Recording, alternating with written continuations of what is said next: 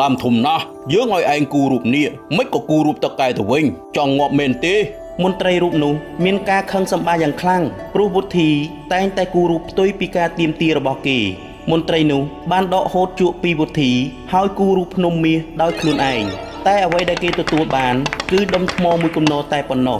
ពួកឯងឆាប់នាំខ្លួនវុធីមកទីនេះមានតែគេទេដែលអាចប្រើជក់នេះគូរូបវេទមន្តបានមន្ត្រីនិយាយទៅកាន់វុធីយ៉ាងផ្អែមល្ហែមដើម្បីលួងឲ្យគេគូវុធីធ្វើពុតជាស្ដាប់បង្គាប់ដើម្បីយកជក់របស់គេត្រឡប់មកវិញឆាប់គូដើមឈើមាសឲ្យយើងនឹងឲ្យរង្វាន់យ៉ាងច្រើនដល់ឯងគូឲ្យឆាប់ឡើងទោះជាយ៉ាងណាក៏ដោយវុធីផ្ដាំគូរូបសមុទ្រដ៏ធំល្វឹងល្វើយមួយជាមុនសិនទើបគេគូរូបដើមឈើមាសតាមក្រោយគូរូបទុកឲ្យយើងនឹងជិះទៅយកមាសនៅទីនោះឲ្យខ្ញុំសុំទៅផងលោកម្ចាស់ឆាប់គូបន្ថែមខ្យល់ផងដើម្បីជួយជំរុញទូកទៅមុខឲ្យកាន់តែលឿនខ្យល់ខ្លាំងពេកហើយប្រាប់ថាកុំដាក់ខ្យល់ខ្លាំងពេកឮយើងនិយាយទេ